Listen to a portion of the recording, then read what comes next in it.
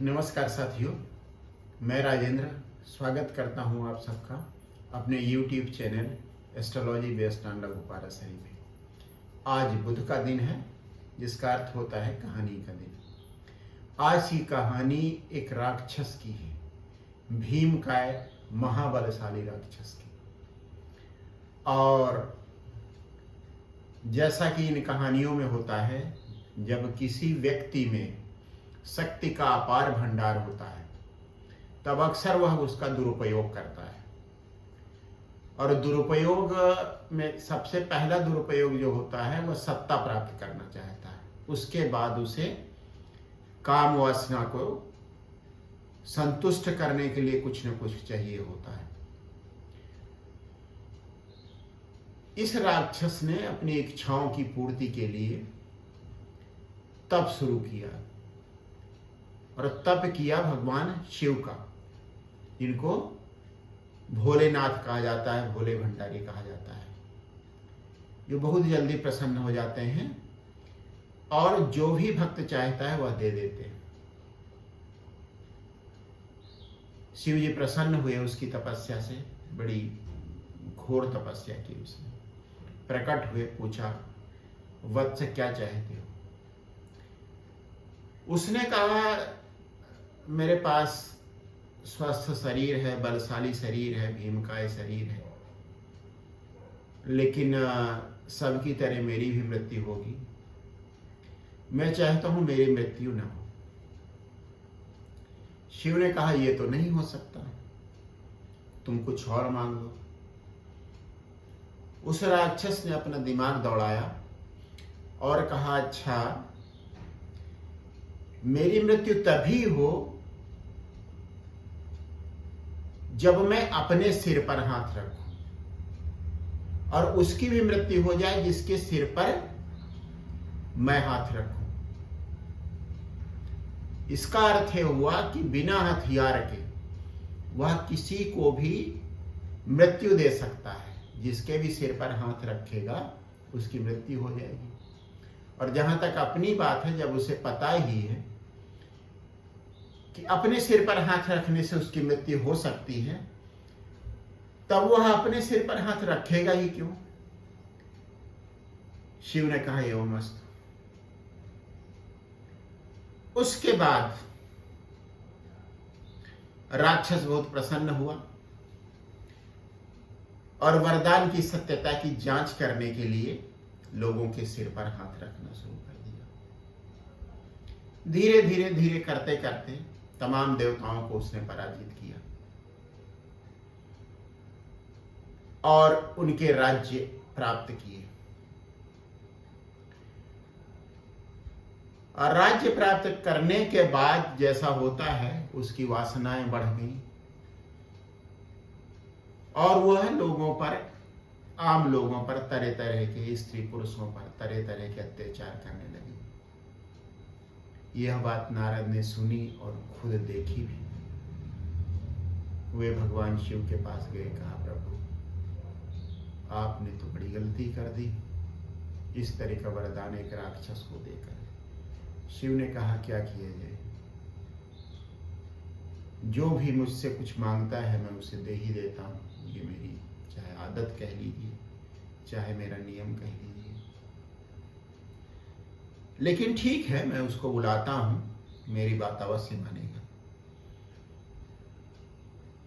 शिव ने बुलाया भस्मासुर को। भस्मासुर शिव के पास पहुंचा, शिव के सामने पहुंचा। यह नाम, यह भस्मासुर नाम उस राक्षस का उसी के बाद से पड़ा जब से उसके पास यह शक्ति आ गई कि जिस किसी के सिर पर वह हाथ रखेगा वह भस्म हो जाएगा। उसने कहा, अब तो मैं भस्मासुर हूं, मेरे पास लोगों को भस्म करने की शक्ति है। अब मैं आपके बराबर हूं, बल्कि आपसे भी बड़ा हूं। मैं आपकी बात क्यों मानूं? तभी अचानक देवी पार्वती वहां पे आ गई।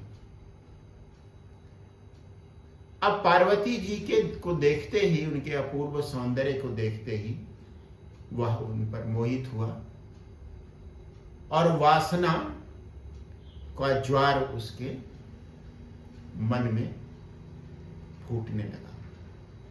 उसने कहा, सुंदरी, तुम इनके पास क्या कर रही हो, जिसके पास ना अपने तन ढकने के लिए कपड़े हैं, न ढंग से खाने के लिए, न पहनने के लिए, न रहने के लिए जगह है। मां पार्वती को काफी तेज गुस्सा आया, शिव को भी गुस्सा आया। उन्होंने कहा, भस्मासुर, तुरंत मां पार्वती से क्षमा मांगो। भस्मासुर भयानक स्वर में हंसने लगा। उसने फिर से वही बात दोहराई। अब शिव का क्रोध एकदम से बढ़ गया और उन्होंने अपना हाथ फैलाया, उनके हाथ में त्रिशूल आ गया। भस्मासुर ने कहा, तुमने खुद ही मुझे वरदान दिया है शिव, मैं किसी अस्त्र शस्त्र से मर नहीं सकता हूं, लेकिन अब मैं तुम्हें मारने जा रहा हूं, मैं तुम्हें भस्म करने जा रहा हूं। मुझे जो वरदान मिला है उसका प्रयोग मैं तुम्हारे ऊपर ही करूंगा और तुम्हारे ऊपर मैं अपना हाथ रखूंगा, तुम यहीं जल के भस्म हो जाओ। बड़ी विचित्र स्थिति हो गई। उससे बचने के लिए शिव को खुद ही भागना पड़ा। नारद एकदम से घबरा गए।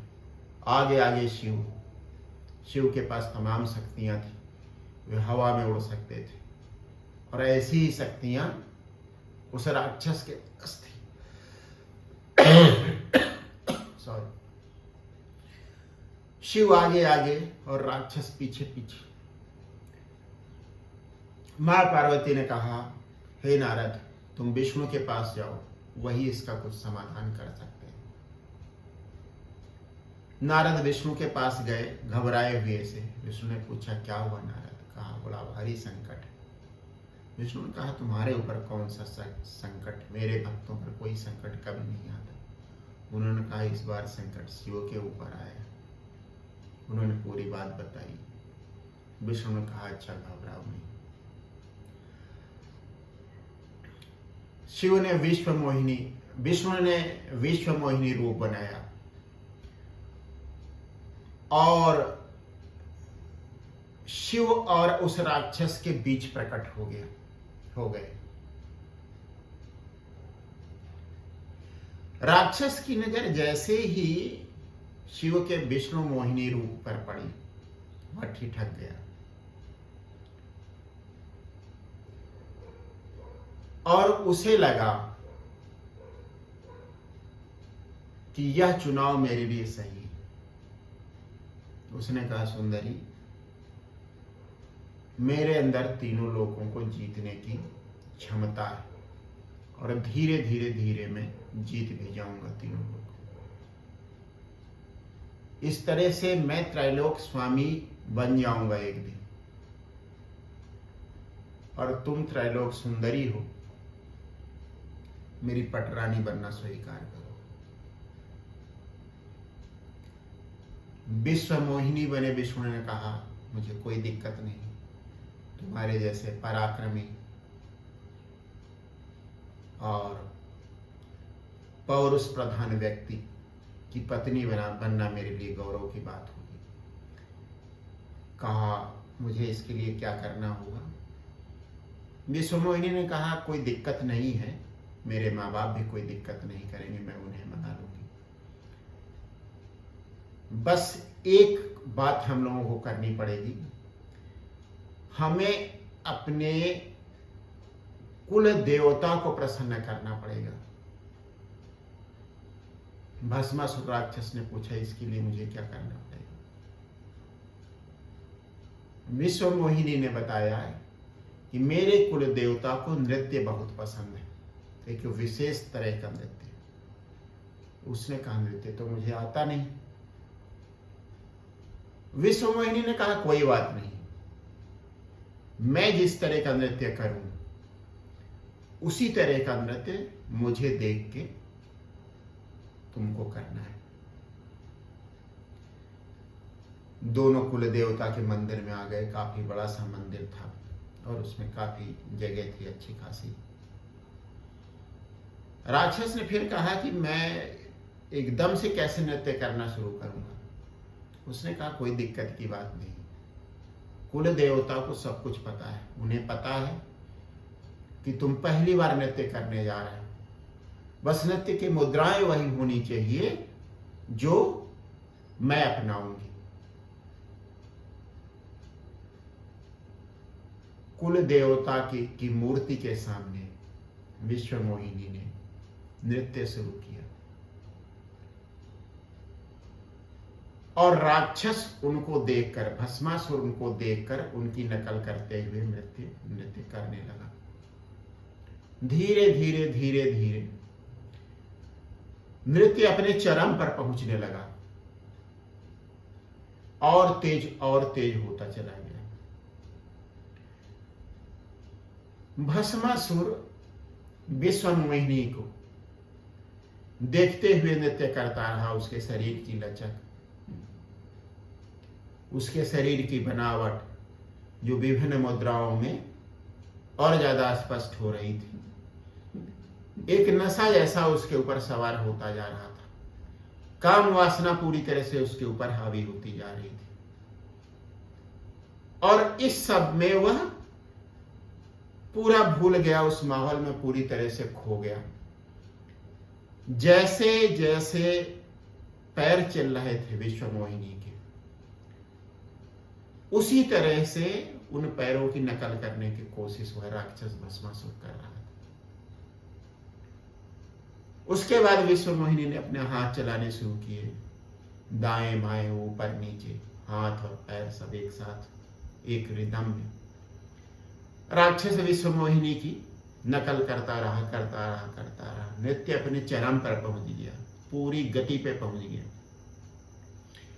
और तभी कुल देवता के मंदिर में रखे हुए वाद्ययंत्र अपने आप बज गए। वाद्ययंत्रों की आवाज और विश्वमोहिनी का थिरकता हुआ शरीर। राक्षस पूरी तरह से अपना आपा खो चुका था। भस्मासुर पूरी तरह से काम वासना के अधीन हो गया था। नृत्य करते करते विश्वमोहिनी ने अपने दोनों हाथ अपने सिर पर रखे और एक नई मुद्रा बनाई, उसमें नृत्य शुरू कर दिया। भस्मासुर अपना होश हवास खो बैठा था। उसने उस मुद्रा की नकल की, अपने दोनों हाथ अपने सिर पर रखे और जैसे ही उसने अपने दोनों हाथ अपने सिर पर रखे, उसके पूरे शरीर में आग लग गई। शरीर देखते ही देखते जलकर भस्म हो गया। भस्मासुर को मिला हुआ वरदान उसके लिए अभिशाप बन गया, उसकी मृत्यु का कारण बना। अब ऐसा हुआ क्यों? बुद्ध इसकी व्याख्या करते हैं। बुद्ध कहते हैं हर व्यक्ति 3 तल पर जीता है। पहला तल होता है शरीर का, दूसरा तल होता है विचारों का, मन का, विचार मन में आते हैं, और तीसरा तल होता है भावनाओं का। अब इसमें भस्मासुर ने पहले अपनी आंखों का प्रयोग किया, जो उसके शरीर का हिस्सा है। विश्वमोहिनी को देखा, उसकी तरफ आकर्षित हुआ। उसके बाद उसके मन में विचार आया विश्वमोहिनी से शादी करने का, और उस विचार के बाद मन ही मन काल्पनिक विचार आने लगे। वे आमोद प्रमोद, वे भोग विलास जो शादी के बाद उसे विश्वमोहिनी के साथ करना था। उसकी आंखों के सामने जैसे चलचित्र चल रहा हो, जिसमें वह विश्वमोहिनी के साथ भोग विलास कर रहा है। धीरे धीरे करके लोभ, मोह और उससे भी ज्यादा काम वासना का ज्वार उसके पूरे शरीर के ऊपर छा गया। और इस वासना के, इस काम वासना के वशीभूत होकर वह यह भूल गया कि उसकी मृत्यु एक विशेष मुद्रा में होनी है। अपने सिर पर या किसी के सिर पर यदि वह हाथ रखता है तो वह व्यक्ति भस्म हो जाएगा। वह ये भूल गया कि यदि भूल से भी, यदि किसी भी तरीके से उसका हाथ उसके सिर पर गया तो उसकी मृत्यु हो जाएगी। और विश्व मोहिनी की नकल करते करते अपने लोभ में, अपने मोह में, अपनी काम वासना में उसने अपना हाथ अपने सिर पर रख लिया। और सिर पर रखते ही भयानक ज्वाला उसके पूरे शरीर से उठी और वह वहीं जलकर भस्म हो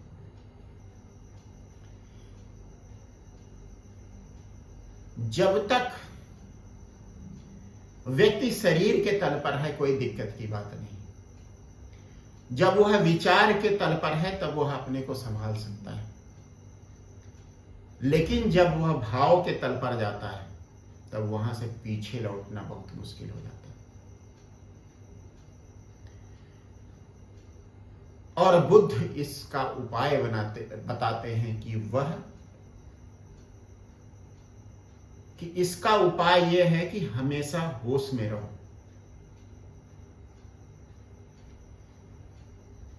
जब आप को सुख पूरी तरह से घेर ले, सुख का बाहुल्य आपको घेर ले, आप उस बाहुल्य को देखो और वह बाहुल्य एक संतुलन में आ जाएगा। जब आप दुख से घिर जाओ,